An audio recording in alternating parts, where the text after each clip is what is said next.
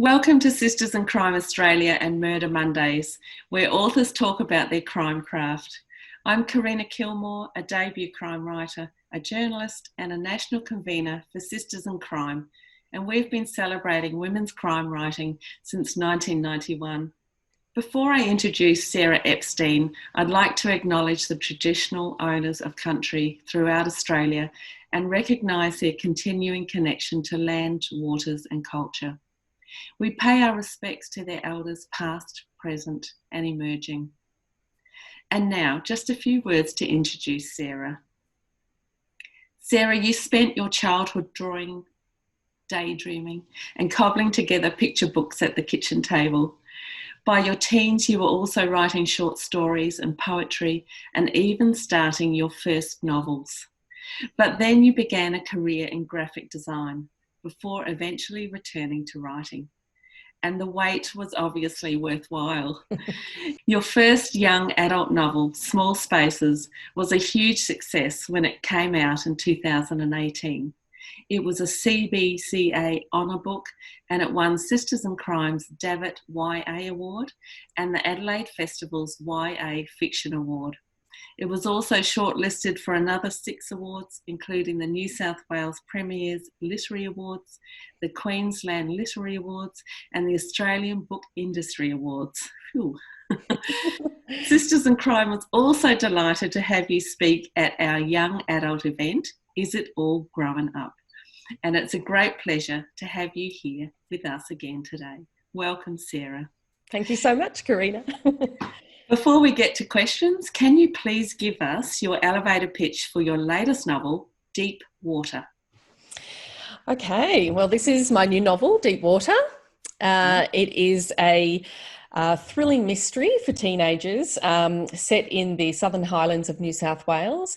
And it's a story about a missing 13-year-old boy called Henry Weaver. And a group of teenagers who know more about the night that he disappeared than they're letting on. It's told in dual point of view. So some chapters are told from the perspective of Chloe, who is Henry's friend. She's still looking for him 3 months after his disappearance. And the other chapters are told from Mason's point of view, and he is Henry's older brother. And those chapters are told in the months, weeks and days leading up to the night Henry disappeared. And both timelines converge in the climax, where the reader finally gets the answer to the question, where is Henry Weaver? We love an answer. Okay, let's get to the questions. We'll give it a little shuffle. Okay, here we go. Do you start with the plot or the character or something else? Depends on the book. So for Deep Water, I started with character only because my narrator, Chloe, and at the time I only had a single narrator, she was talking in my head about this missing friend. And so from there, it sort of very quickly morphed into all about plot, because I then had this question about this missing boy and I had to know what happened to him, where he was, and who was involved. And therefore, the plot and the characters all start to come together after that. And for Small Spaces, it probably was more of a plot-driven idea to start with. And that was the question of if a girl, a teenage girl, had an imaginary friend when she was a child, what would happen if that imaginary friend came back? So it sort of was a little bit about character, but it was more there about the plot. And then after that, very quickly, I had to decide, well, who are these characters and who is this main character? And what is this about an imaginary friend? So for me, it really just depends on the book. And interestingly, the work in progress I have going at the moment, which is a YA psychological thriller, it's probably more of a plot-based, sort of a situation-based story. I've got these characters in a situation and it's all about how have I got them in that situation and how am I going to get them out of it. So yeah, it sort of changes for every book. Great. What's the best way to dig yourself out of a bad plot hole? Oh, well, for me, distance to start with, I need to, if I know I've got a bit of a plot hole, I'll sit there and I'll hit my head on the desk trying to solve it. But what really usually works the best is if I go away and I put a bit of space between me and the story, and then I come back to it with fresh eyes. And usually then I can see what the problem is. Or my brain has done this thing where it's sort of in the back of my mind, it's worked out these things for me. And it might mean I can approach it from a different angle or approach it differently. So for me, usually a bad plot hole, I need some distance. And sometimes you can't even see them until someone else has pointed it out. And it could mean then going back to previous chapters and trying to figure out building a bit more into the story early on so that then that plot hole doesn't pop up, or it's got a very legitimate reason for whatever's happening in that scene to happen. What is your writing routine?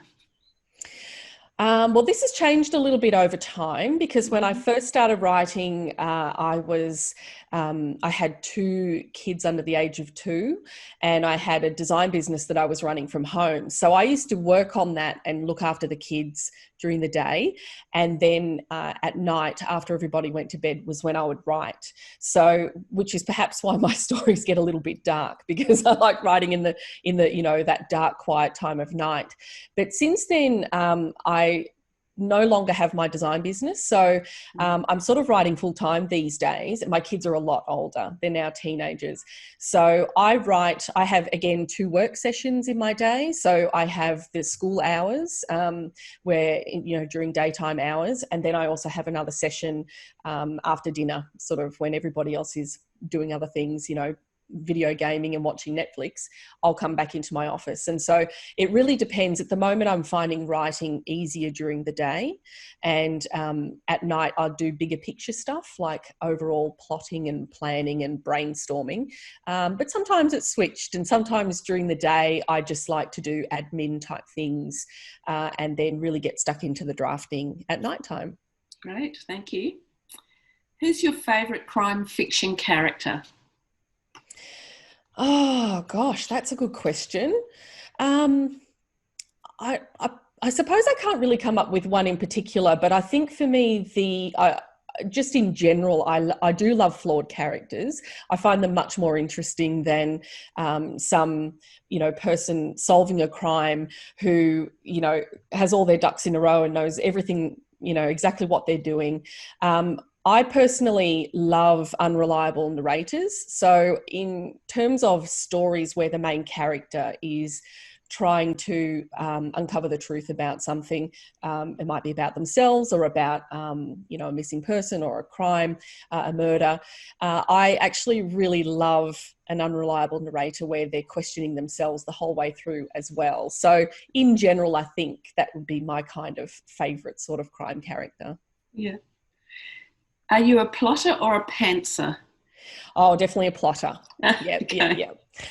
I learnt that pretty early on when I first started writing. So I figured out that I can't get very far into the story unless I know where I'm going. So I often work out the ending first. Mm-hmm. So I often will come up with the premise for the story, or it might come to me as I was saying before, a situation or a question or a character.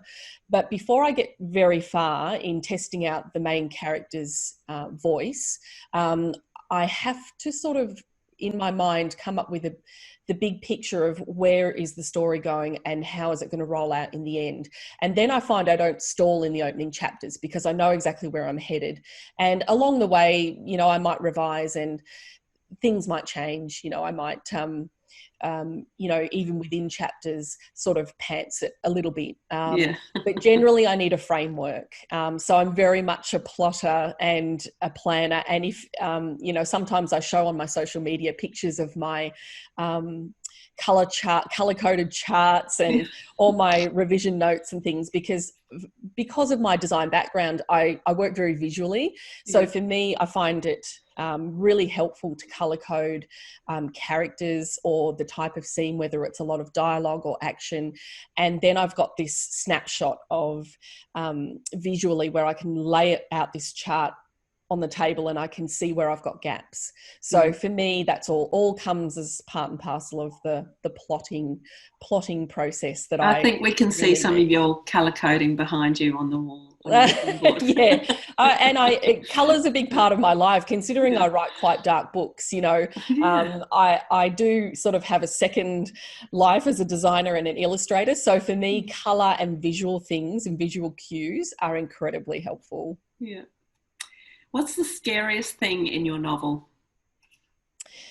In Deep Water, I think it's probably human behaviour. I think it's one of the questions I ask in the story, or one of the internal dialogue moments that my main character has, is that she's thinking about how at any point anyone can take a wrong turn,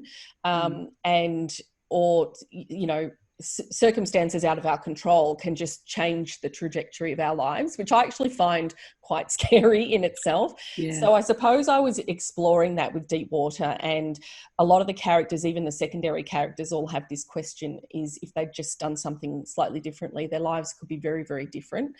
And in Small Spaces, the scary thing was definitely the character of Sparrow, according to everybody that's read it, which is my main character, Tash's imaginary friend, whether he's real or whether he isn't. But either way, he's absolutely creepy as hell. Yeah. What research did you do for your latest novel? Lots of little bits of research, actually. What was really interesting research was watching a lot of YouTube videos on police interrogations and things of murder suspects, because it was really interesting to read about body language and how police can tell when somebody's lying. So that was lying and secrets is a big theme in Deep Water. And so it was really interesting. And my main character, Tash, is very interested in true crime podcasts and YouTube videos and documentaries. So for me, I got to watch all of those things to get into Tash's head, because it sort of drives her motivation throughout the story, because, probably when she's older, she might become a detective or something. So that sort of personality trait is quite present in her 17-year-old mind. Yeah. That was probably the most interesting thing, I think, for me with Deep Water. Yeah. How much of you is in one of your characters? I think like most authors, we probably all say that there's little bits of us in all of our characters, even the ugly parts. And I suppose, in my main character, Tash, in Deep Water, in Chloe, not Tash. Yeah. Tash is from Small Spaces. Yeah. Chloe is very driven, bit bossy, kind of in everybody's business. And I wouldn't say that's exactly like me, but there's definitely elements in there, especially the bossiness, if you ask my kids. But there's even, I can see bits of me in other characters in the story. And I think we have to do that because it's kind of tapping into these human traits that we have to use to develop these characters. And so even somebody like Henry's mother, Ivy, in this story, who is sort of an abusive alcoholic character, that's obviously very removed from me, but tapping into the reasons why and the situation of where she finds herself in life, you do sort of draw on different parts of your own life and then embellish them a lot, and so I think there's probably a little bit of me in all of my characters. How do you write about violence? Well, for teenagers, I try to write it very, I wouldn't say carefully, but just thoughtfully, knowing who is reading it at the end of it. So I could probably go a lot even darker in my books if I wanted to, but I choose not to because I like to try and keep the story wide open for a larger audience. I want it to be accessible for young teens as well as older teens and adults and whoever wants to read it. So I don't write down to teens because they don't need me to. You know, they're very savvy readers. And also that keeps it open, meaning that adult readers also find my books and really enjoy them on par with the adult crime novels that they're reading. But in terms of actual violence and things, there's certain areas where I do pull back and have a bit of restraint because I do keep in mind the 13 and 14-year-old readers.